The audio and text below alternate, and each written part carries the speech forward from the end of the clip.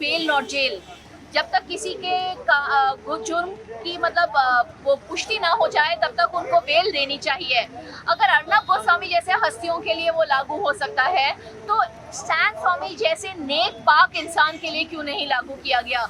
मैं तो देख रहा हूँ कि एक इमोशनल टर्निंग पॉइंट है, पॉलिटिकल भी टर्निंग पॉइंट है फादर स्टैन स्वामी की जो हत्या करवाई गई।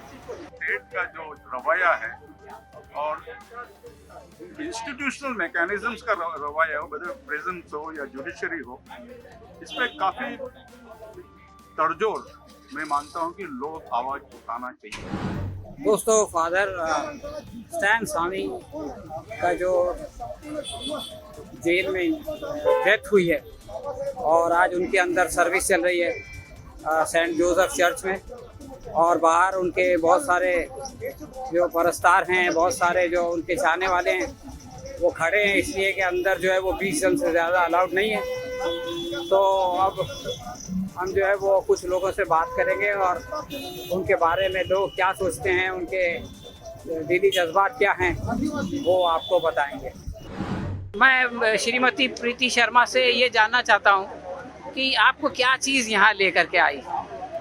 सर, फादर स्टैन स्वामी एक ऐसी शख्सियत थी जिन्होंने हम में से कई लोगों को प्रेरणा दी कि हम भी आके दुनिया की सेवा करें, अपने घरेलू ज़िंदगी से बाहर निकल के सेवा में उतरें। ऐसे इंसान जिसने अपनी पूरी ज़िंदगी इबादत और इंसानियत की सेवा में लगा दी, उस इंसान की हमारे देश की जेलों में 84 साल की उम्र में कस्टोडियल डेथ होना इस पूरे देश के लिए एक बहुत ही शर्म की बात है, एक बहुत ही हमें पीड़ा देती है और देश को पूरे दुनिया के सामने हमें उन्होंने नीचा कर दिया है इन सरकारों ने। हम यहाँ पे आए हैं दिखाने को कि इस देश में इंसानियत आज भी जागी है। फादर स्टैन स्वामी नहीं रहे तो भी उनके जो आइडियल्स थे, जो उनकी जो प्रेरणा थी वो जागी रहेगी, और हम लड़ते रहेंगे उन मासूमों के लिए जिनको यूएपीए जैसे गलत लॉज के अंडर जबरदस्ती जेल कर देती है क्योंकि वो दलितों के और माइनॉरिटीज़ के हक के लिए लड़ते हैं। उन जैसे जेंटल इंसान की आज यहाँ पे अंतिम संस्कार हो रहे हैं। मुंबई के कई लोग यहाँ पे खड़े हुए हैं।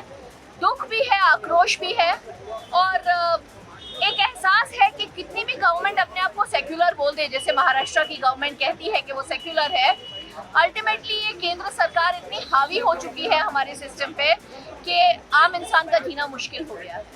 मैडम, आपने बताया ये जो हमारी पॉलिटिकल पार्टीज़ हैं और केंद्र सरकार है और राज्य सरकार है, लेकिन हमारे यहाँ एक जुडिशरी भी है, और ये जो मामला था ये जुडिशरी में था, और इतने मुश्किल में भी जुडिशरी को उन पे रहम क्यों नहीं आया और उनसे वो मेरे ख्याल से आज ऐसा समय आया है कि भारत की जुडिशरी को इंट्रोस्पेक्ट करना पड़ेगा।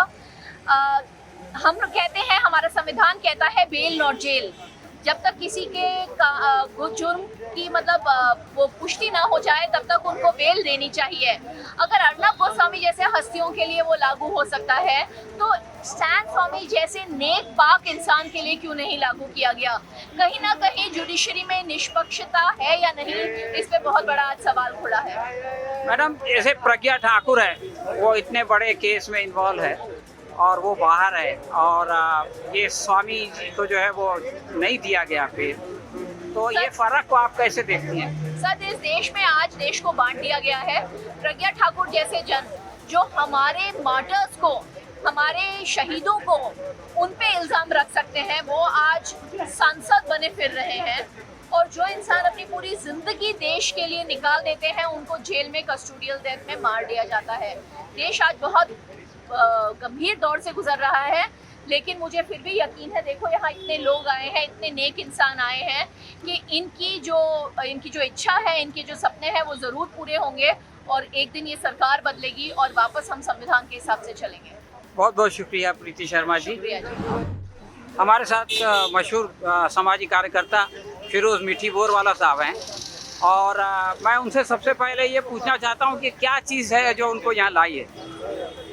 पिछले 2 दिनों से जब से सुना है कि फादर स्टैन स्वामी गुजर गए, दिल को ठेस तो पहुंची। आम लोगों को भी हुई है, सामाजिक आंदोलन में तो कुछ ज़्यादा ही हुआ है, क्योंकि हम लोग जानते थे कि भीमा कोरेगांव की ये पूरा एक झूठा केस बहुत सारे सामाजिक कार्यकर्ता को जेलों में डाला है, झूठे केस बनाए गए, मोदी जी को मारने की बातें थी। मैं तो डे वन से बोल रहा था कि पूरे केस ही फर्जी है। मगर जब फादर स्टैन स्वामी जो 83-84 उम्र के एक बुजुर्ग व्यक्ति को आप उठाते हो, जो दलित आदिवासी इलाकों में काम कर रहे थे, तब जाके तो और भी मुश्किल हो गया था। और कोरोना के टाइम पे जो हाल इनके लोगों के, हमारे दोस्तों के जेलों में हुए और उनका गुजर जाना, या हम लोग जानते हैं कि देश की जुडिशरी किस प्रकार से ये सरकार के कब्जे में है, तो ये क्लियर कट एक इंस्टीट्यूशनल जुडिशियल मर्डर जैसा हो चुका है। वो तो मोदी जी का जो फाशीवाद या एक नाती सरकार जो हमारे देश में बैठी है, वो फादर स्टैन स्वामी उसका।